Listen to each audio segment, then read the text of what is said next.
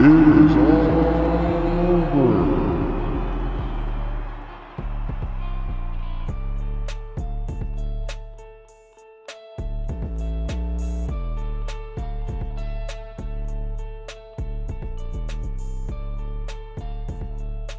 Hey guys, I'm Wrestling Daze, and you're listening to the Insiders Wrestling Podcast. Hey everybody, welcome to another episode of the Insiders. We are so glad to have you here with us today, and I am going to welcome my co-host Jeff. Jeff, how's it going, buddy? What's going on, man? Nothing much, man. Just trying to recover from some training, but other than that, I'm doing okay and excited about this week of wrestling and getting to Money in the Bank.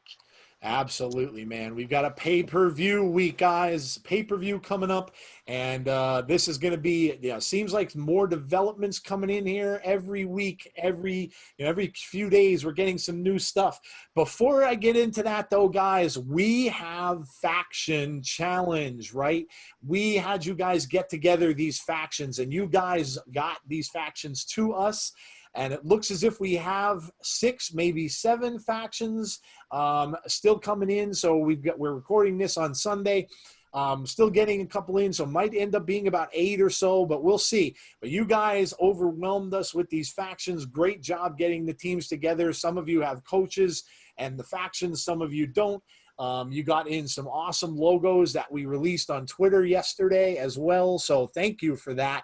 And this is going to be a fun time. So a little later in our show, stay tuned because we've got the first faction challenge coming at you guys in the middle of the show a bit later on. But before we get to that, let's get to some breaking news. We had breaking news on Sunday. We had it right before we were recording this show come out about the hacker, right? And we have been talking about this on the last few episodes. Who is the hacker? We asked you guys. Is it more than one person? We don't know, right? But we now have this Twitter site called The Message, and another message was released on Sunday, and it was another cryptic message. It had him pressing some buttons on an iPhone, and it had some coordinates appeared. Well, figured it out to be the coordinates were the Performance Center, and the button press was the date of Money in the Bank. So it looks as if we are going to get something in Money in the Bank. And I put a quick poll out there for you guys, and I got a few responses for the poll, and I said another cryptic tweet from The Message today has the date of Money in the Bank and Performance Center coordinates. What do you think is coming next? And then I wrote hacker revealed or someone exposed. And you guys pretty overwhelmingly put down someone exposed, 67% to 33%. So it doesn't look like you guys think that this is the time that we're going to get the reveal for this hacker, but someone is definitely getting exposed. So Jeff, man, we talked about this the last few weeks, who we think this hacker is and what do you think is going on here? And is this whole thing coming to a head during Money in the Bank? I think that we will get someone that gets exposed during Money in the Bank. I'll talk about a little bit later when I think that will happen, which match I think that will happen in. But I do think we get someone exposed during Money in the Bank. I'd like for WWE to maybe hold out another couple weeks, maybe to the next pay-per-view and do a big reveal of who the hacker actually is. I'd just like to see the story build up a little bit more, but I'd like to see some of the carnage continue to take place as this person, quote unquote, tells the truth and, let people hear the truth. So I'd like to see someone exposed with all of this. And like I said, I'll talk about who I think that will be coming up a little bit later on in the show. So there's a little teaser for you again, guys. We're full of teasers tonight, right? We're full of teasers. We got that one coming a little bit later on when we go over our SmackDown predictions. So yeah, I'm gonna agree with you there. I think that they can really I think they can really drag this out for another. They can probably drag this out till the next pay-per-view. I think it's a compelling enough story with the Twitter site now up there and the videos coming fast and furious. I think it's definitely got legs, and I think it definitely could keep going for as long as they want to do it. And I'm on your side with this too. I think that, you know, he keeps kind of shattering lives of these people that he is, you know, that he's going to reveal things about, whether it's, you know, whoever it's going to be. We don't know. I mean, a lot of people are assuming now it's going to be Jeff Hardy because of the similarities to that. I mean, hey, what if the hacker is Jeff Hardy? I think Jeff and I were talking about this before the show. That would be a huge swerve. No one would see that coming. No one would really expect it. I'm just hoping that that who gets revealed. I mean, listen, man, I'm still hoping it's going to be the Big E thing. I really, really hope that happens. I hope it's going to be the Big E heel turn and kind of bust up the New Day a little bit. That's kind of what I'm hoping happens. We shall see. And obviously Jeff's going to get to that a little bit later on in the show when we do the predictions for you guys. You guys sent us in your predictions for Money in the Bank. This is our go-home show, so we will not be airing again before Money in the Bank. So we're going to talk a little bit about Money in the Bank a little bit later. So yeah, I agree with you guys on that, and I think it's going to be. I think it could go on a little bit longer. Let me just read off your comments. So we had Kofi 6195. He writes, got a weird feeling Bray is going to have something to do with this. Fiend was on that video a few weeks ago with Sasha, Bailey, and the New Day. So there you go. Some people still thinking that Bray's having something to do with this somehow. And then Michael Holt writes both. So he said hacker reveal and someone exposed. So, yeah, there you go. I mean, we don't know what is coming to this, but we do know we're definitely getting something this coming Sunday at Money in the Bank. So, awesome. Guys, coming up next, we have a really cool segment, and I am super proud to have Brandi coming back on our show. Brandi came back to talk with us, as she will every week, and we're going to get you right to that segment right now. The segment is Brandi speaking about classic wrestling. It's called Hot Tag. So let's tag Brandi in right now. All right, everybody, we are here with our brand new segment, and we cannot be more excited about this part. Brandi is going to join us weekly on our show, and you guys all gave such great reaction to Brandi's interview that we reached out to Brandi and asked her to be a part of the show going forward. We know that you guys enjoyed the classic wrestling talk that we had, and that is essentially what Brandi's going to do. So without further ado, Brandi, I'm going to bring her on right now, but it's so awesome to have you on with us. We appreciate you doing this segment for us. And what have you got for the community this week? Thank you, guys. Are you ready for the hot tag? We are ready.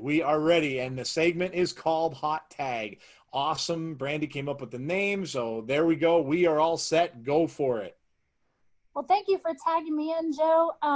Tonight, I wanted to talk about the best there is, the best there was, and the best there ever will be. No, I'm not talking about Natalya. I am talking about Bret the Hitman Hart. I noticed that lately WWE has hosted a lot of best ofs on the network, and I haven't seen one about Bret Hart. And I think between his singles in-ring career and his tag team career, you could probably do one or two about him.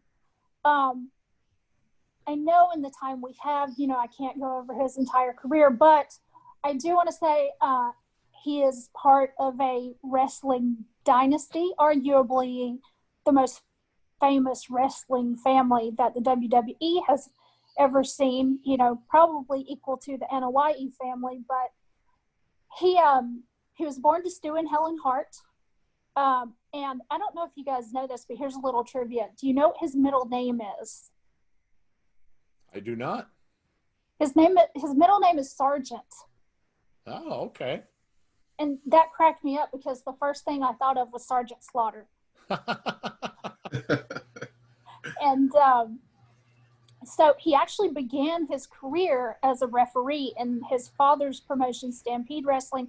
And then 2 years later, he would transition to becoming a wrestler and then coming to the WWE in the early to mid 80s. He had a tag team, the Hart Foundation, with Jim the Anvil Neidhart. And Bret is a two-time Hall of Famer. Very cool. I love the tag team. Bret, the Hart Foundation was honestly one of my favorite tag teams. That's awesome. Yes, absolutely. And then, they during the Attitude Era, they transitioned it into the newer Hart Foundation, and Owen was in there, and Brian Pillman for a little bit, and the British Bulldog. I loved that, especially the Canadian versus the United States angle. That was just awesome. Absolutely. Another great tag team. It was very, very cool. Yes, but the matches I wanted to concentrate on, WrestleMania 12, the iconic Iron Man match with Shawn Michaels, and WrestleMania 13, which to me was equally iconic, with Stone Cold Steve Austin. I didn't realize this, but the Iron Man match was put together by Pat Patterson. And of course, he's well known for being the first Intercontinental Champion. Yes, absolutely. Another legendary name. Yes. Yes, absolutely. And so, going back and looking at this match, I watched several of the vignettes that came before it, and how they showed a couple of vignettes before the match during WrestleMania 12. And I loved how they concentrated on how Shawn and Bret were training for the match. And the differences of how they trained for the match were absolutely fantastic. Shawn obviously had Jose Lothario in his corner. During the match, Bret actually had his dad, who I believe was about 80 at the time, 80 years old. And he's there, for the match. Bruce Pritchard does one of the best impressions of Stu Hart I've ever heard. So if you want a good crack up, look that up. Definitely will. I've never heard that. Yeah. Oh, it's hilarious. It is absolutely hilarious. And also with these two matches, Vince was on commentary for both of these. I wonder how many of our audience remembers that Vince was a commentator. Go ahead, Jeff. I'm sorry. No, I was actually about to say that same thing. Vince was the voice of many of the big time matches back then. So a lot of folks that, aren't old enough to remember that don't realize how iconic his voice was in terms of calling matches and being being that gateway into the WWE. Absolutely. And I don't even think I realized that he was the owner until the Attitude Era, when he came out, as the Mr. McMahon character. Right.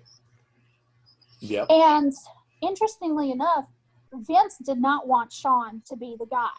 He had, heard from Bruce Pritchard, heard from Pat Patterson over and over again. You have to put the title on Shawn. You have to put the title on Shawn. And he was just dead set against it. But then one day Vince goes, we need a match with Bret and Shawn for the title, and so it was his idea. So the Iron Man match did last over an hour, actually. Each man had equal pinfalls, and so they had to go into overtime, and whoever had the most pinfalls would actually win the match. And as it has been said, the boyhood dream came true. Shawn won the title. And that would begin the road to Montreal. They both had heat in the ring. They had heat backstage. There's been several, how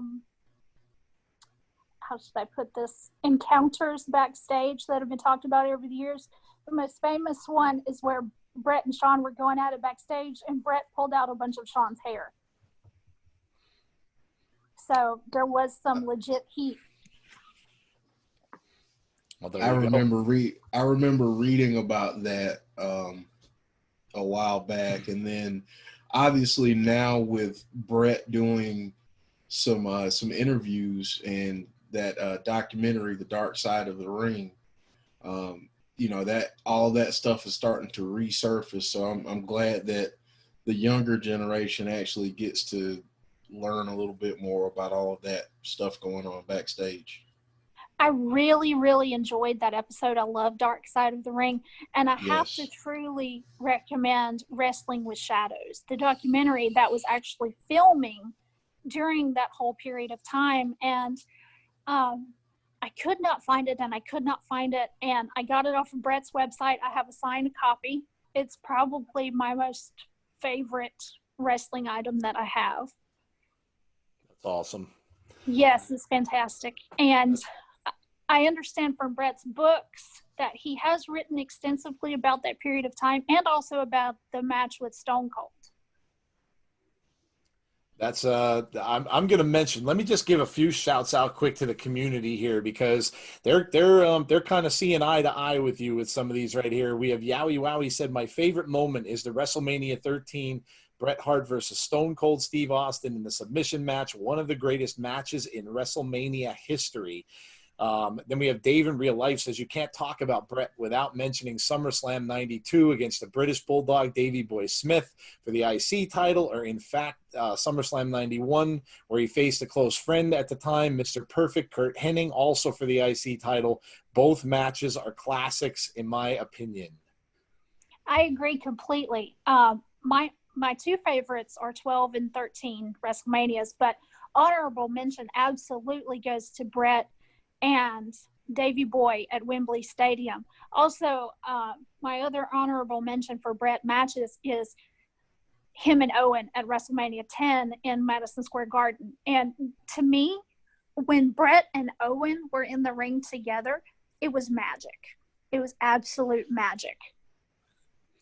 They probably knew each other so well that, sometimes that's what you get. You see when you see things like that happen today, and I mean, we could use an example of the Bray match that's coming up with him and Braun. They're such close friends that you would kind of expect that there'd be a lot of chemistry there between the two of them.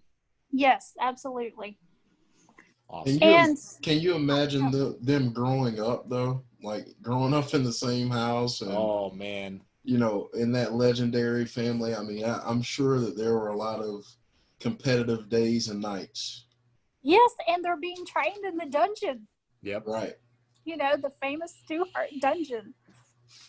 And not only, did I believe all of the boys involve themselves in the wrestling business in some fashion, but you had the brother-in-laws, you had the British Bulldog, you had Jim the Anvil, So it was an entire family affair.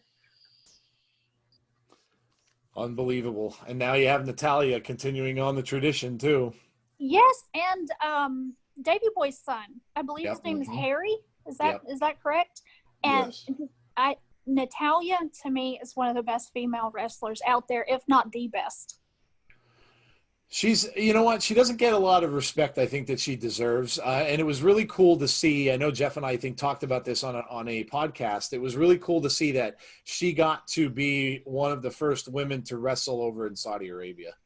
Yes, I thought she deserved it, and I believe the term is GOAT. I think she's definitely earned that title. Yeah. In the wrestling business. I agree. Let me get a couple more of these out from the community here. DJ B. Tazzy says it has to be the Iron Man match between him and Shawn Michaels, two wrestling legends.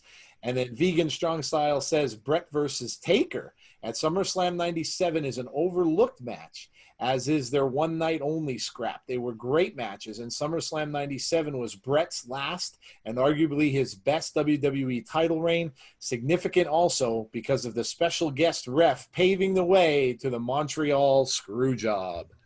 Mm-hmm. And again, this is a time where, the heat between Bret and Shawn, they had really worked themselves into a shoot.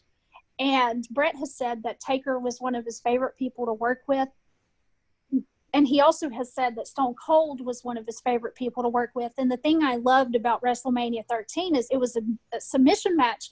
But if you go back and watch the Stone Cold television show on the network, he does an interview with Brett, and he says, I wasn't a submission wrestler. I didn't know what to do. And they go back and they kind of go through this match step by step. And so Stone Cold actually had to learn a few submission moves. And when Stone Cold got that iconic moment of color, you know, where he's in the sharpshooter and he has just this crimson mask on, which I believe is the cover of WrestleMania 13, the video and the DVD, that was not planned by anybody backstage. They didn't know about it. Vince didn't know about it, and Brett and Stone Cold decided to get color on their own. And so Brett says he's literally 2 feet away from Vince, and they had worked it out beforehand that Brett was going to do the job for Stone Cold to get the color. And they were literally 2 feet away from Vince when it happened, and Vince had no idea. He thought it was a hard way. Wow. Yes. So I love that story about that match. That's awesome. That's incredible. Yeah. If you haven't watched that Broken Skull Sessions episode with Bret Hart, please go do it, because it's fantastic. I mean, just from that them explaining that match, and then all the stories about everything else in between, is just a great listen and watch. Yes, absolutely. And I didn't think that Taker's Stone Cold session, that anything would be equal to it or anything would top it. And to me, Bret Hart's is absolutely equal. It's funny because Brett was always an enigma kind of a guy. Even when he was tagging with the Anvil was kind of the mouthpiece. Brett talked, but he was kind of the more subdued guy, so he didn't necessarily get all the attention. But it's just crazy how iconic he's become. And the entrance, when he came in and that music that would play that he came out to, and then he took the sunglasses and put the sunglasses on, a kid in the audience. Absolutely. Phenomenal. And when that music hit, you know, just like Sean said, you knew who was coming down the ramp. Yep. Absolutely. Yep. Absolutely. And I don't think you really realize what a promo guy Brett was until you get to the Attitude Area, when he turns heel and he is just, you know, all over the place. Yeah. Unbelievable. And then he spent some time in WCW at the end of his career. He was with the NWO, I believe, wasn't he? Yes, and I think that is one of the most unbelievable things, especially if you're a true Brett fan. You never would have thought he would have joined the NWO. Yep, that was a big one. I remember that being a big thing back then, because it was another one of those where you didn't see a lot of that coming. And, you know, the swerves that they gave you in WCW with the characters were really, really crazy. So, that was a definite shocker. Absolutely. Yes, and he and Hogan did not always get along, you know, going back to their WWF days.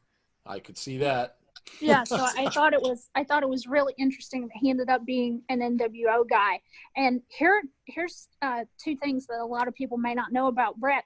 He was a WWF Triple Crown champion. He was also a WCW Triple Crown champion. Wow. Yes.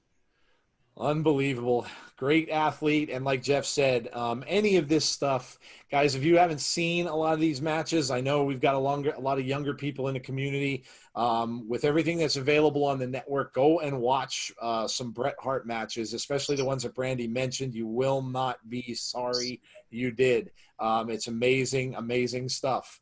And Brandi, before we let you go, talk to the people about, I know you had mentioned to me that, because everybody was talking about, in your interview, you mentioned audiobooks, and it got enough people in the community interested where they were, you know, possibly thinking about looking into something to do on YouTube where they would read some books that haven't been done. But yeah, why don't you talk to the guys a little bit about what you're going to talk about with the books?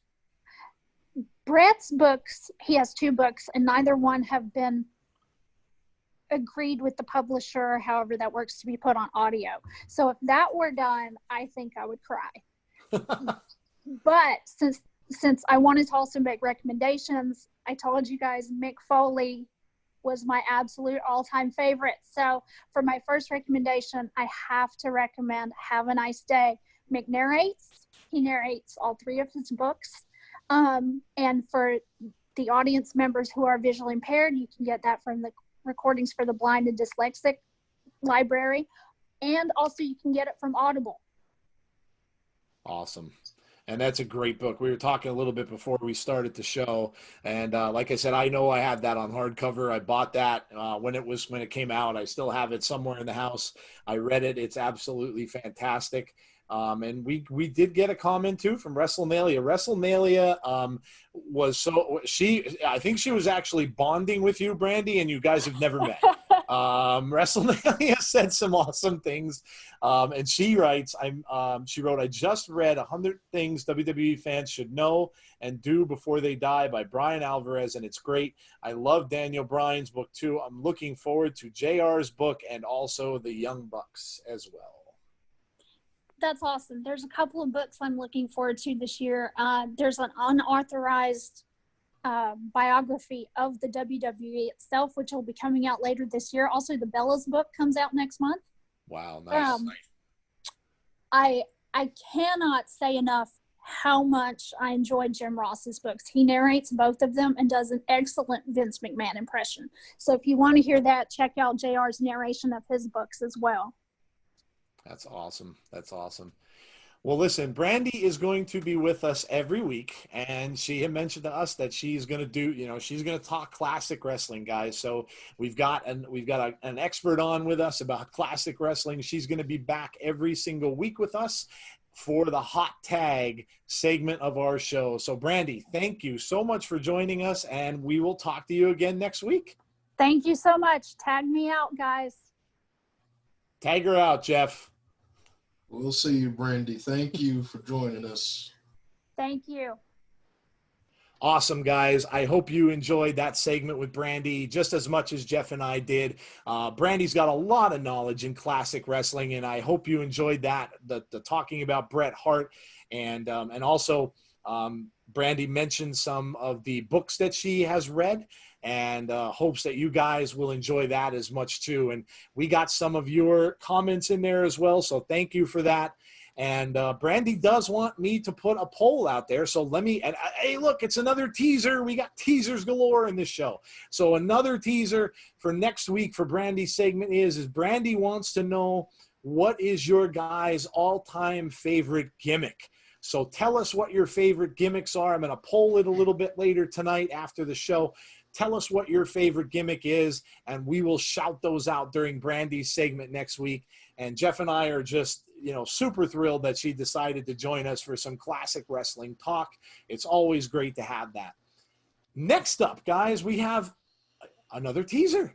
It's an interview teaser this time, and this is an interview with Mr. Gary Horne. Gary is he's the guy who is this is the NWA podcast. He's done many interviews with superstars with the NWA, and outside of the NWA, Jeff and I just heard that he did an interview with Busted Open's. Oh my goodness, I forget it. Jeff, David LaGreca, that's it. Busted Open's David LaGreca. So super exciting. That's coming up on his channel.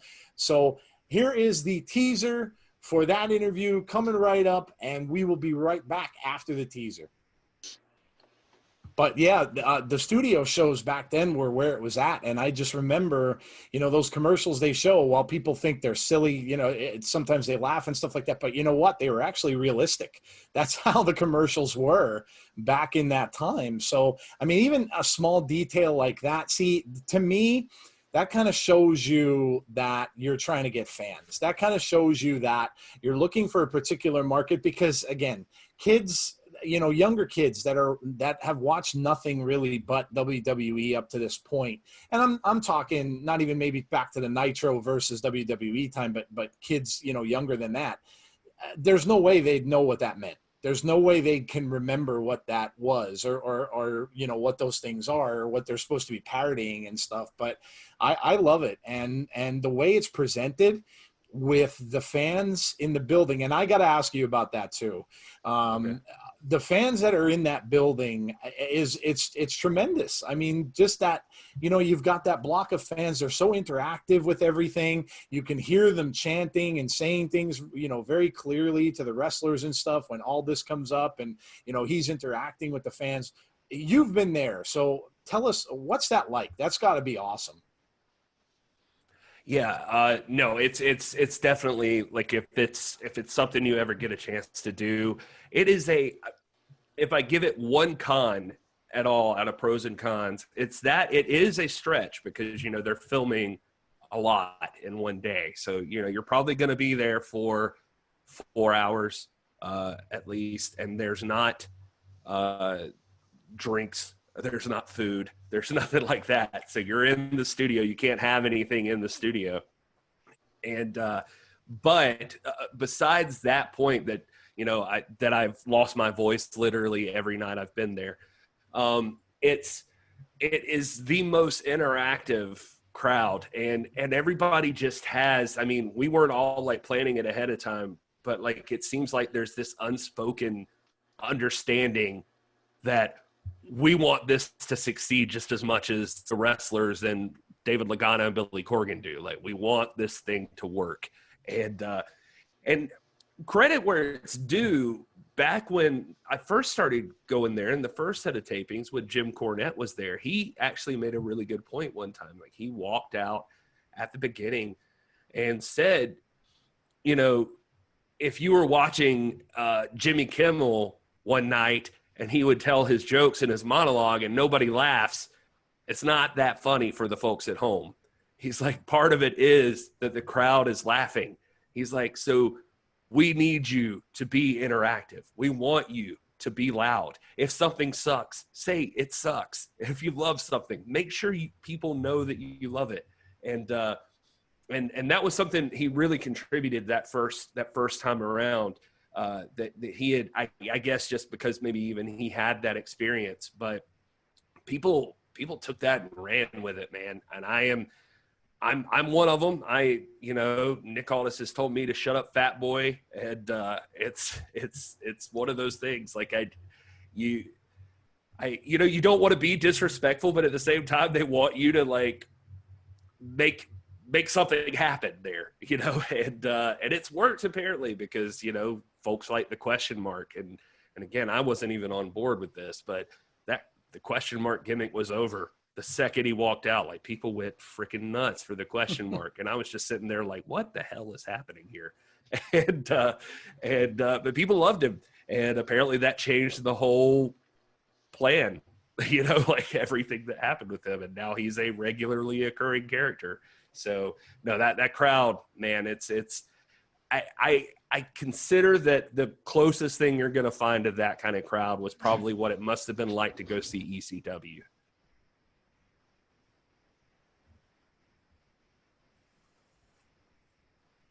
All right, guys, there was the teaser for Mr. Gary Horne, and it was a pleasure interviewing with him.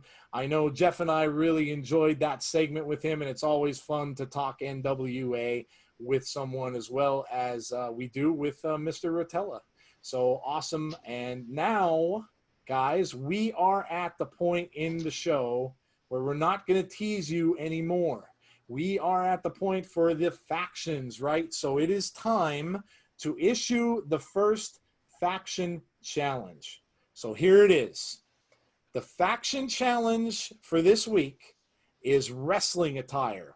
So now you're not going to have to wear well, maybe we'll see.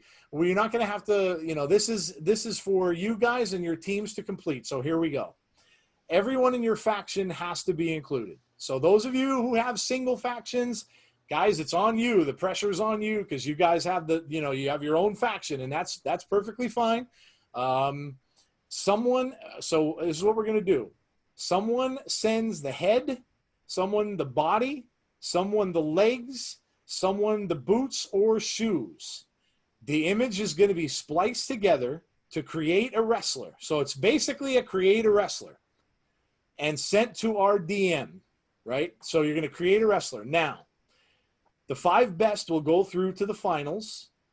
And the entries all must be in by Saturday, May 9th. And that they all have to be into our DMs by Saturday, May 9th.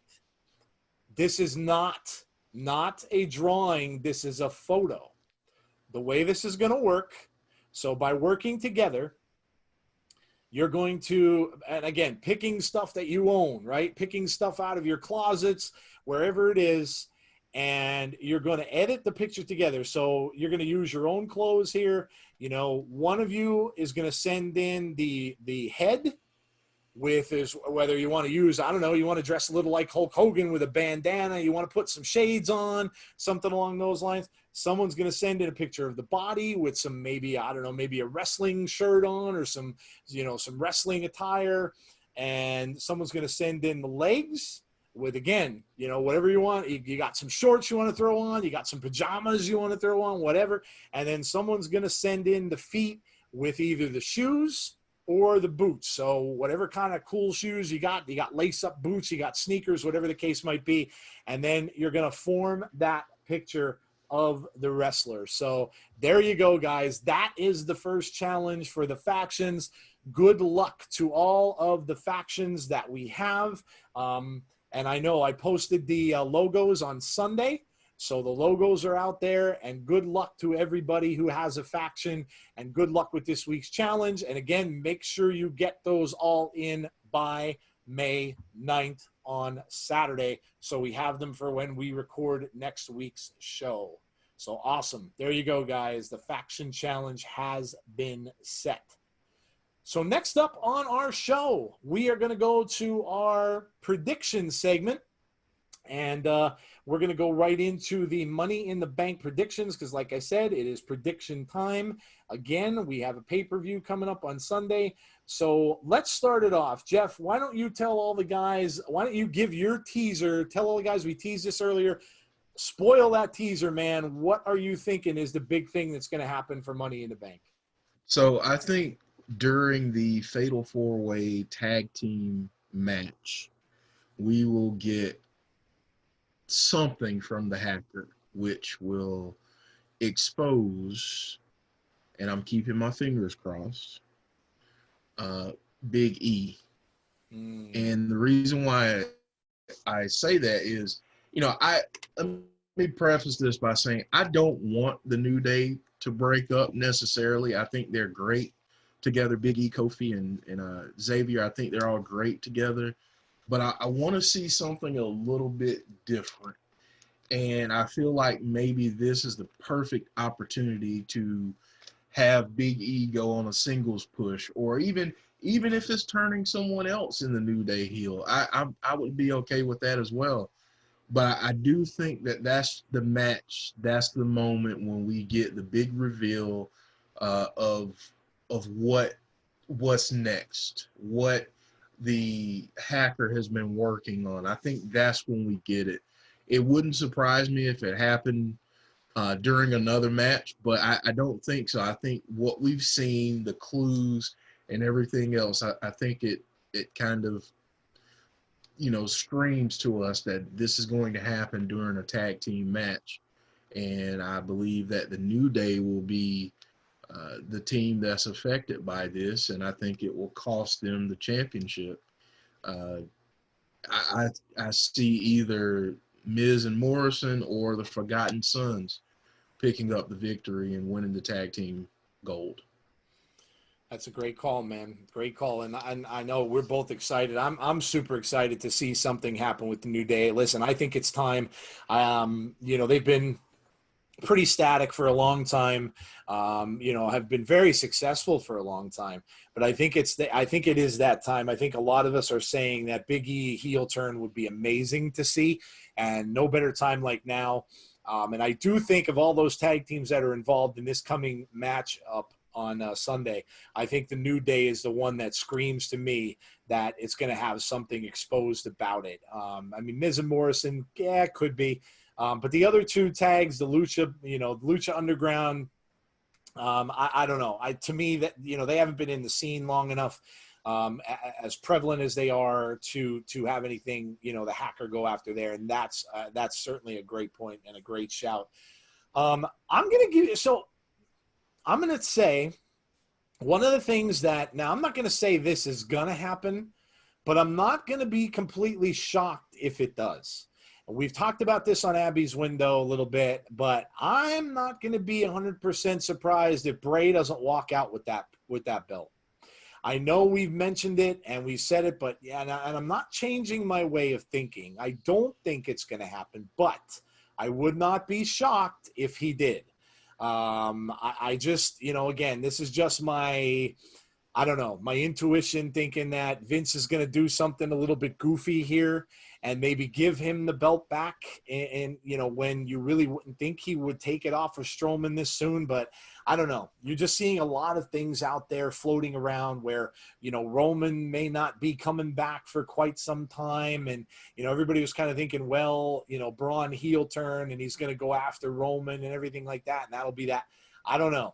I really don't know. I think maybe we might be getting a title change here, and I did not think that a few weeks ago. So that's my kind of a surprise prediction, I guess, for the card for this coming week. So let me go to your shouts here because a lot of you told us what your predictions would be. We have Coaster Maniacs first. He said, I think Aleister Black wins Money in the Bank. That would be awesome.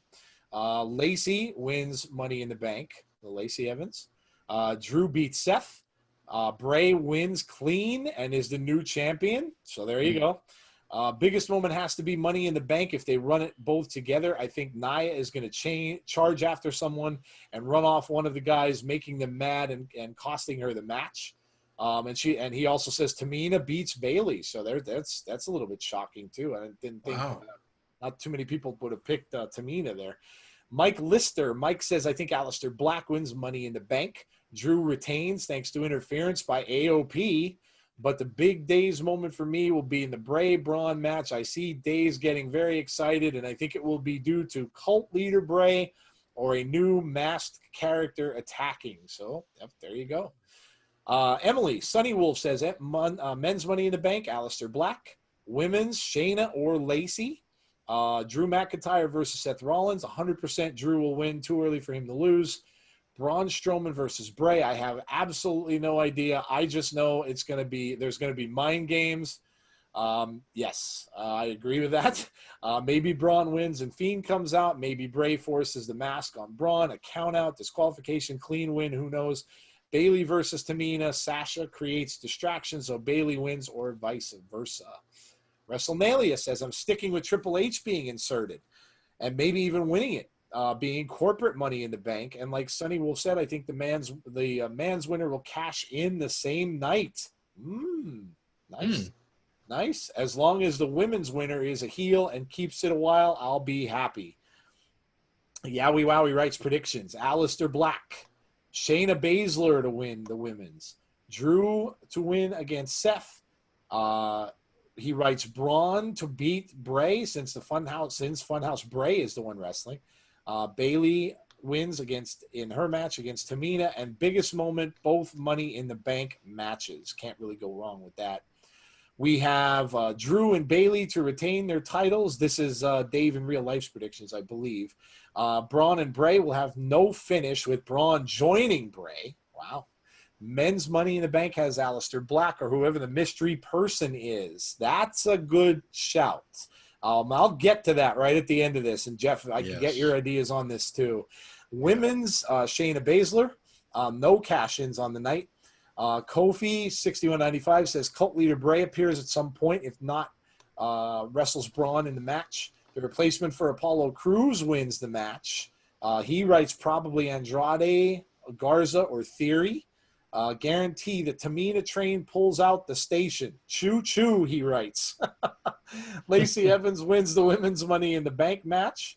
Monica King. Monica writes men's. Aleister Black for sure in parentheses. Women's is Asuka, written in big, large letters there. Big capital letters and exclamation points. Drew versus Seth. Someone's going to interrupt the match. Bray versus Braun. I am still not sure, but I'm going to say Bray. And Bayley versus Tamina, she didn't have a choice there. C.H. Ninny Muggin says, biggest moment will be Bray versus Braun for sure. Men's, I think Aleister Black would be a cool option to win. He's very good in the ring and could be a headliner in my opinion. Women's, I think Lacey Evans wins and finally gets the title off of Bayley. We have Michael Holt. Michael says Lacey Evans wins the ladies' Money in the Bank. Possibly Edge going in the men's and winning and cashes in on Braun Strowman. Wow. DJ B. Tazzy says men's Money in the Bank, Aleister Black. Women's, Shayna Baszler. Seth, the winner is Drew. Bray wins by DQ over Braun. And Bayley beats Tamina. We have Joey Brannigan.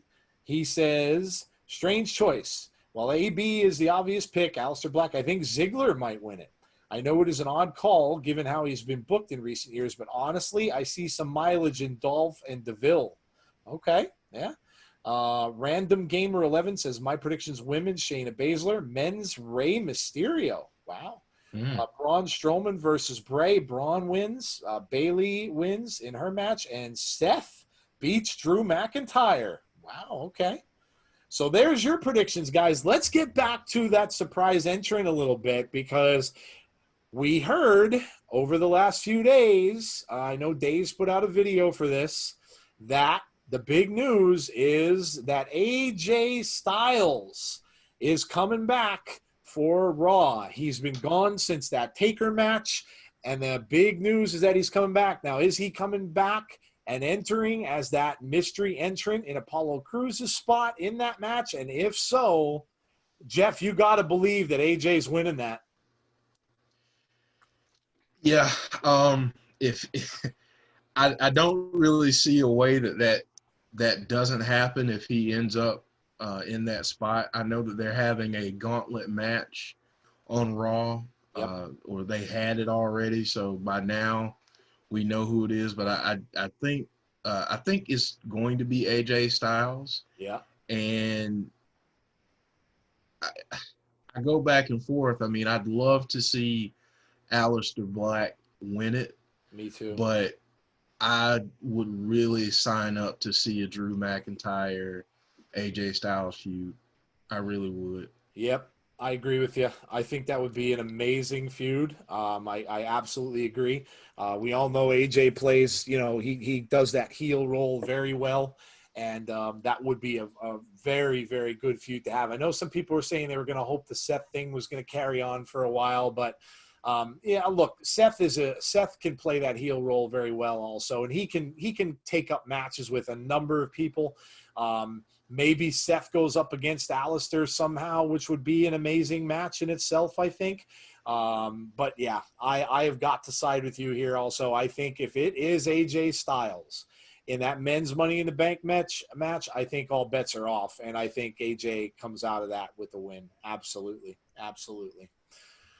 All right, guys. So our next segment coming up is we have got the Adam Rotella segment of our show, the 605 segment. Adam's got a little bit of NWA to cover, and during this segment, we are also going to answer 2 more of your Q&A questions. So some JJ's Q&A mixed with some Rotella, and it makes a nice drink for our podcast, right? So here we go to Adam Rotella's segment called 605 about the NWA, and we will be back after this with some community shoot. Hey guys, welcome to another week and another segment with Mr. Adam Rotella. Adam's on with us every week, as you know, in this spot on our podcast to talk some NWA. Adam, what have you got, buddy? Well, hey, gentlemen, how's it going today? I got to say thank you to the Daze community. Thank you to Wrestling Daze. I know that he's brought a lot of people over to the NWA family. And I have some great news this week. I know that we don't have Powerr, and I know that, the NWA isn't turning out that content like we're used to. But hey, I got some great news on the YouTube front, and that is that the NWA official YouTube page has hit 200,000 subscribers. And guys, here's the big story in that. Last year, at this time, the NWA was only at 60,000. Now I say only, but that's a lot of people too. The NWA was at 60,000 subscribers last year. And now with that kind of growth, that really shows what NWA Powerr brought to the table. And again, when NWA Powerr returns, we can expect it to, I'm going to say, double within the year of 2021. That's amazing. That's a heck of an accomplishment. Like you said, going from that amount to, over 200,000 now, that's really awesome. Very, very, very good news there too. And man, again, Jeff and I have mentioned it all the time. Like the future is just so bright, and you can see that happening. That's amazing. Well, just the fact that the NWA are still attracting people, even in this downtime, even in this time where everyone's attention is on the news 24/7, the fact that the NWA is still finding those viewers right now. I mean, these are people subscribing during this time. So these people aren't just watching NWA, they're binging three series of NWA Powerr right now. So that's just going to fuel them even more. Like when you guys find something on Netflix and all of a sudden it's in the middle of a story, but you finish that season, don't you immediately want something more? Absolutely. Yep. So that's what I think the people that are just finding NWA Powerr are going to feel right now. They're going to be even hungrier for the NWA to return. And when we do, to the moon. There you go. That's it. awesome. Awesome. Always love the bell, man. Always love it. The bell's more over than me. I know it. Oh my goodness. Love it. Yeah, absolutely. I totally agree with you 100%. I think that, and that's a great analogy. When you're left wanting more, man, when it does finally get there, yeah, absolutely. Absolutely. Totally agree with you, man. That's awesome. So I think the future's bright. You guys got Daze questions today? We do actually. Yes. We have two. Look at that questions. segue. Yeah. There you go. We do have two Q&A questions, and guys, keep bringing these out for us, and we will answer them for you on the show. And Mr. Rotella is sticking around with us to answer a couple of these questions. So the first one comes from Dave in real life. Dave is a awesome community member. He's always in the streams, no matter where Daze goes, and he's also he gives us a lot of ideas and thoughts as well. And he asks, what is the one thing you guys are looking forward to most once everything has gone back to normal, either in wrestling or in just everyday life? I'll start this off, not being broke anymore. I am very excited to go back to work because I know you guys know that I work behind a bar, and I don't make tips staying at home. So I'm looking forward to not be broke anymore. That's a good one. Very practical and very good. Yes. Go ahead, Jeff. Yes. I hate to say the same thing, but I'm right there. I mean, with everything that's going on, it really doesn't lend itself to a lot going on out in the community. So as a journalist, it is really difficult right now to do stories and get a lot of bylines in the paper. So hopefully, things open back up, and, we can just begin to interact with the community again, and not be separated from people that we are friends with or family, and that we love. So I know that's a lot, but yeah, don't want to be broke anymore, and I want to be able to hang out with cool people again. So there we go. Yeah. Great shouts, man. Great shouts. I'm going to do a two-part answer to this because I'm going to give Dave a wrestling answer, and I'm going to give him a real life answer. So my mine is to, I mean, obviously get back, like Jeff said, I mean, get back to seeing some of my family again. But the other thing for me is just able to just go to those little simple things that everybody's kind of missing right now. I'm a big movie guy, and I love to go see a film in a theater. I'm not so much one for watching them at home. I don't know, maybe that's the old guy in me, but I still like the movie theater experience. So I cannot wait to get back into a theater with my friends and go and check out a movie that we all like. And the wrestling side of it, all I'm going to say is this better be over by the time that SmackDown's supposed to come up here to my area, because it doesn't happen very often. And if I miss that in October, I'm going to be really upset. I may actually go out there and I don't know, maybe I'll be able to discover some sort of virus shield or something that'll allow me to go see this event. Yeah. Who knows, right? Who knows? But yeah, so there's my two answers for that. I haven't been to a live event in quite a while, and there was supposed to be a Raw here that was supposed to be taking place in a month or so. And obviously that's been canceled, and they moved it to a SmackDown, which is supposed to be in October. So again, that's, I'm really excited to go. I haven't been to one in a while, and that's my answer on the wrestling side of it. So there you go. Oh yeah, for sure. I mean, things have got to be good by October, man. I think that you're just fine. I would think so too. That's yeah. I mean, we are scientists after all, so yes, take for what we're saying as medical fact, everyone. Yes, there you go. You've heard it here. The second question is Amanda Catherine, and Amanda asks, "What is the best heel turn you've ever seen?" Jeff, you want to start it out? Oh yeah, I'll start it out. That's a really difficult question. It's a great question, but it's difficult. I know that I normally give the same answer every time someone asks about heel turns and iconic moments. I'm going to go a little bit different this time, though. I am going to take everyone back to a segment from a gentleman named Brutus the Barber Beefcake. Oh, yeah. And he had a show called The Barber Shop. And he had the Rockers on, which included Shawn Michaels and Marty Jannetty when they were, living in their tag team glory. And all of a sudden, after raising Marty Jannetty's hand, Shawn Michaels super kicks him through the glass window, and thus we see the meteoric rise of Shawn Michaels' illustrious singles career. That's an awesome one, man. That's a blast from the past. Go ahead, Adam. You let the guys know. Well, first of all, you son of a... I'm not going to curse. I was totally going to say that. Man, I'm sorry. I'm blown away that you said that too, man. I'm like, this one's going to be so good. This is going to impress Daze. I know this is going to impress Daze. I'm going to bring out some Brutus beefcake stuff. But, now I'm going to have to go with the thing that I knew that I thought you were going to say, because you say it all the time. It's the Hogan heel turn, man. That leg drop at Bash at the Beach. If I can't say Marty Jannetty through the window, I'm going to say Hogan. There you go. The Hulk Hogan one's a classic. I'm sorry, Adam.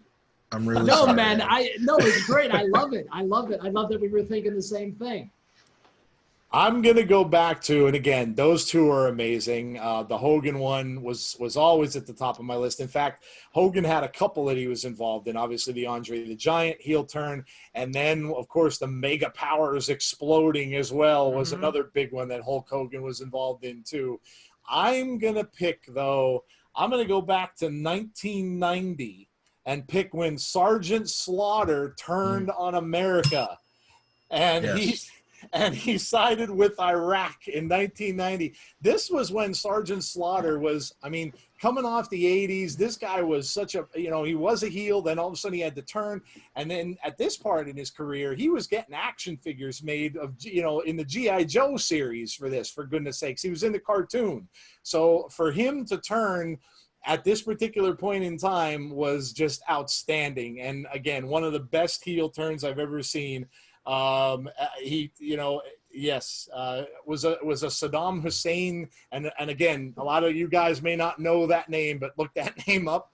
You know, he became a sympathizer for Saddam Hussein and used to carry around the Iraq flag. So at a point in time when that was not a very safe thing to do. So yes. Not only that, but he also like he had like a Hulk Hogan flag that he like burned also before WrestleMania, which is that's crazy. He absolutely did. Oh man, that's awesome. But yes, so there you go. Some famous heel turns for you, Amanda Catherine. And thank you so much for sending those questions, both you and Dave. We love it. We love exploring these things, and keep sending those out because we love, you know, answering these things for you guys, no matter what they might be. So keep shooting us that Q&A.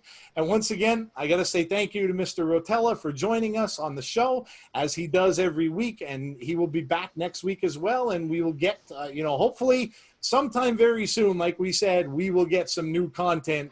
And then Mr. Rotella won't be able to even fill that 6 minutes and 5 seconds. Well, you know, even if the NWA is not bringing us brand new content right now, I'm bringing you NWA content every single morning on NWA Coffee. Whatever I find on the interwebs, folks, I am bringing to you. And if you want to see a guy scramble for information every day, I think that you'd have a good time watching me every morning. So thank you guys for having me, and I'm going to get off the call. Bye-bye.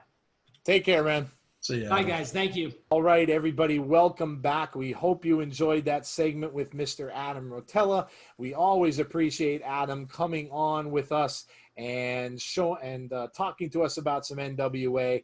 And like Adam said, congrats out to the NWA for their 200,000 followers on YouTube. That's a huge, huge accomplishment for them. And they really are setting the table for a big triumphant return. So awesome for them there. And that's, we wish them all the best as well. So next up, guys, the community shoot segment of the program. So we have got some more of your artwork that we're going to start out with. We've got a couple of collections here as well. So our first collection for this week comes from Jake, our own Jake, and he's got an autograph collection, guys. So some pictures he has in there. Some looks like some 8x10s, 8x11s, and he's got a lot of cool autographs. He's got a figure autographed as well. So check out his autograph collection. That's awesome. Thank you so much, Jake, for sending us that in. And then we also got our own Emily sent us a collection of hers. She's got a Fiend collection going on. What else there, right? What else would Emily have as a collection? She's got some awesome shirts there. She's got the Not Cool to Eat Your Friends shirt. She's got the Bray, the new Bray shirt. She's got the, looks like the hat. She's got the pop vinyl. She's got a mug there going on and one of the box sets as well. So awesome. Thank you so much, Emily, for sending us that. And also all of your art bombs that you send us as well. And then also in there, we've got Sophie Prudence. Thanks to Sophie. Sophie is the one who created the Funhouse belt for us, which we had on the show. And she makes this stuff out of nail varnish. So that's pretty amazing. She has made what she called a key workers belt. And that's really awesome. Making a belt out for the doctors and the nurses and stuff like that who are out there keeping us going through this time and, you know, through the hard times we've been having over these past few months. So that's awesome. Great job with that. And we always love to see this stuff. And like we always say, guys, keep sending us some collections, your artwork, all of that stuff. We love it. We're also going to plug into this segment to end it off. In case you guys didn't see it on Twitter, we're going to throw your faction logos up on there today as well. And this way, everybody will get a chance to see. And I know Eric Haberman, shout out to Eric. He did a great job designing some of these logos for these guys. So great job, Eric Haberman. Super job with that. And again, good luck with the factions, guys. Good luck with the contest, and we can't wait to see your results. Jeff, final thoughts, and then we'll get into a little bit of another teaser for next week's show. Just, you know, really looking forward to Money in the Bank and these go-home shows to see what new information, if any, we get. On a final note, just from the insiders, I'm sure everyone by now has seen that we've shared information on shirts, on our T-shirts being out there. So if you haven't yet, go pick yours up. Click the link and go buy one today. But we're really excited to be able to have shirts and merchandise out there that's available to everyone. We thank everyone for your support, and this is just another way to support the insiders. So we will have other items coming soon, but we wanted to start out with shirts, and yeah, that's pretty much it. Absolutely, man. Absolutely. I can't wait to get my shirts. I can't wait. I know Jeff sent them to me. I'm checking my mailbox every day and hoping that they're going to get here ASAP, because I cannot wait. Super excited about that, guys. And thank you to those who purchased shirts from us already.